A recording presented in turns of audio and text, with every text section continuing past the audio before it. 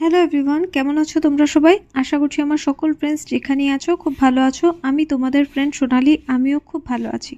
আমি আমার সকল ফ্রেন্ডসদেরকে আমার চ্যানেলে স্বাগত জানাই। আর যারা আমার নতুন সাবস্ক্রাইবার আছো, মানে যারা আমার নিউ ফ্রেন্ড হয়েছো, তাদের আমি অনেক থ্যাংক ইউ জানাই আমার চ্যানেলটাকে সাবস্ক্রাইব করে আমার সাথে থাকার জন্য আর আমার নিউ ফ্রেন্ড হওয়ার জন্য। আর যারা আমার নতুন ভিউয়ার্স আছো, মানে যারা আমার ব্লগ দেখছো অথচ আমাকে সাবস্ক্রাইব করছো না, তাদের আমি বলবো তোমরা প্লিজ আমার চ্যানেলটাকে সাবস্ক্রাইব করে দাও। আর সকলকে ওয়ার্ম ওয়েলকাম জানিয়ে আমি ব্লগটাকে এখান থেকেই স্টার্ট করছি। তো তোমরা আজকের ব্লগটা বুঝতেই পারছো, একটা মাদার্স ডের ব্লগ আমি তোমাদের সাথে শেয়ার করতে এসেছি। তো চলো তাড়াতাড়ি করে ব্লগটা এখান থেকেই স্টার্ট করছি। তো প্রথমে আমি আর ভাই বেরিয়ে দেখো মামাকে পেয়েছি। তো মা দুটো মা, তো ওনার সাথেও মাদার্স ডেতে দেখা করে একটু গল্প টল্প করে নিলাম। এরপর আমরা দুজন চলে এসেছি বিবাদে একটা মার জন্য কেক নেবে বলে। তো আমরা ছোটো একটা বেন্টো কেক নিয়েছি, কারণ আমাদের বাড়িতে কেক ঠেক এমন কেউ খায় না। আর দেখো এখানে এই বোনটার সাথে দেখা হয়েছে, ওইখানে এই যে ওর হ্যান্ডমেড প্রোডাক্টসগুলো বিক্রি করে, মানে ওর হাতে বানানো বা ও হয়তো কিছু, মানে কি বলবো, সব ওর হ্যান্ডমেড নাকি আমি ঠিক শিওর না, বাট হ্যাঁ কিছু কিছু আছে। তো ক্যান্ডেলস, সুন্দর সুন্দর জুয়েলারি ও প্রত্যেক সানডেতে এখানে সেল করে। যারা শিলচরে থাকো বা আশেপাশে থাকো, তোমরা বিবাহ সানডেতে যদি ভিজিট করো তাহলে ওর মানে যে কাউন্টারটা আছে সেটা কিন্তু অবশ্যই ভিজিট করো। ও খুব সুন্দর সুন্দর জিনিস এখানে সেল করছিল। আমি কিছুই নেইনি, কারণ দেখে মানে কিনবো বলে আমি ওকে বলে এসেছি অন্য কোনো সময় এসে নেব। তবে টুকটাক একটু দেখে চলে এসেছি। দেখো স্মার্ট বাজারে মা আর বাবা এসেছিলো, তো আমি আর ভাইও এখানেই চলে এসেছি। আর এখানে এসে দেখো ম্যাগি ট্যাগি যা যা লাগবে নিয়ে নিয়েছি। আমার মা বলছে যুদ্ধ শুরু হবে, তো তার আগে শপিং টপিং করে রেখে দিই, কী হবে কে জানে, পরে চাল টাল হয়তো পাবোই না। তো আমরা এখানে সব মানে জিনিসগুলো দেখছিলাম। আর আমার এই যে কি বলবো, বিস্কিটগুলো মানে আমার খুব ভালো লাগে। এখানে অনেক ধরনের বিস্কিট হাতের সামনেই পাওয়া যায়। তো অনেক কিছুর তো নামও আমি জানি না, তো দেখে নেওয়া যায়। আর প্রভুজির কি অ্যাডভার্টাইজ করব, এটা তো মিস্টার এসআরকেই এত অ্যাডভার্টাইজমেন্ট করে। আর প্রভুজির প্রোডাক্টসগুলো আমার খুব ভালো লাগে, মানে ভুজিয়া বলো বা চানাচুর বলো, সব কিছুই আমার খুব ভালো লাগে।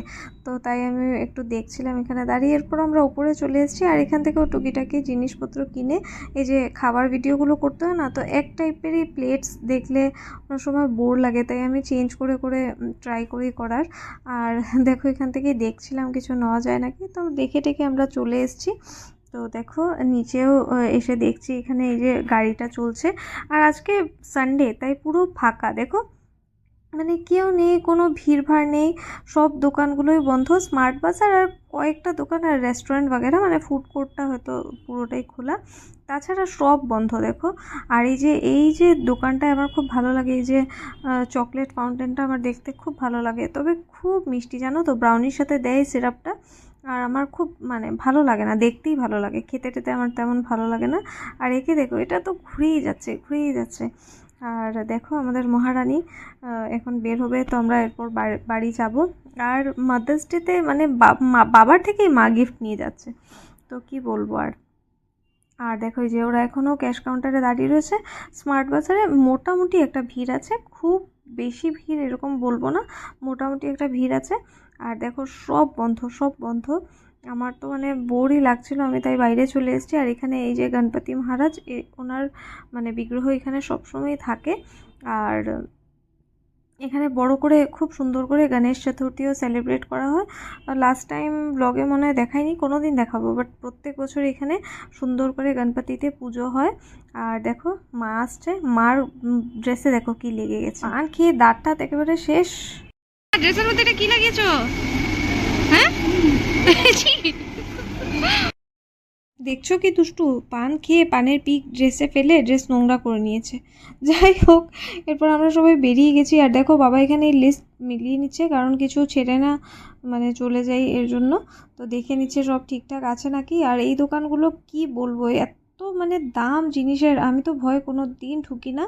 এরপর আমরা ঘরে এসেছি, ঘরে এসে সব জিনিসপত্র রেখে আবার চলে এসেছি বিন্নিতে।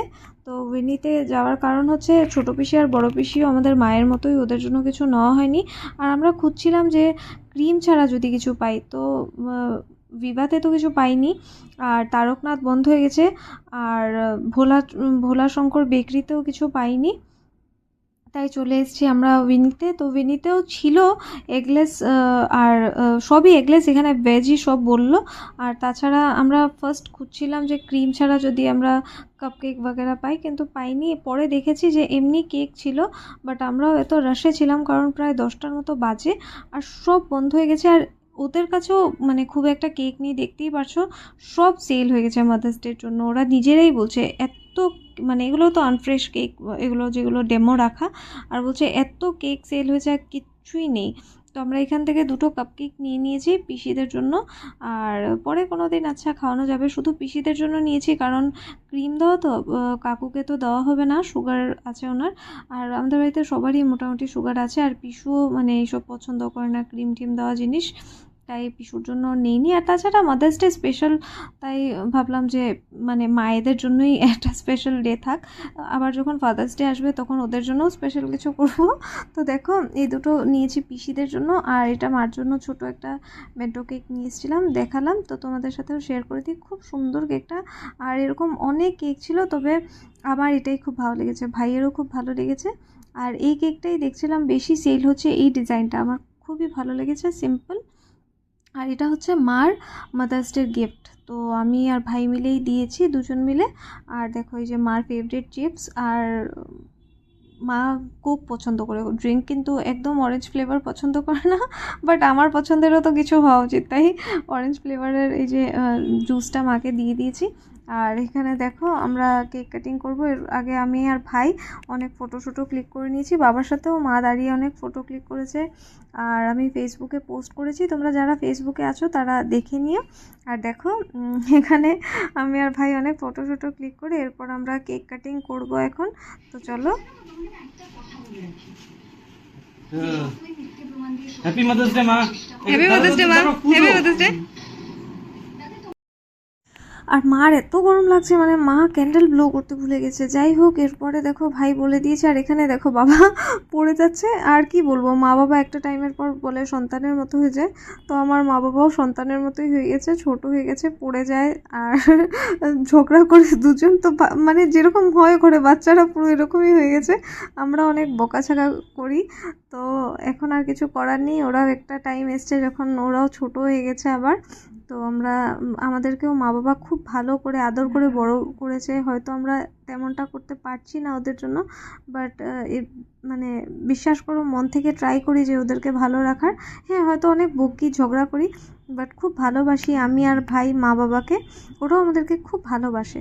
আর দেখো মাদার্স ডে স্পেশাল এই আলুর তরকারিটা আমি মার জন্য করেছি, কারণ এই আলুর চচ্চড়িটা মার খুব ফেভারিট।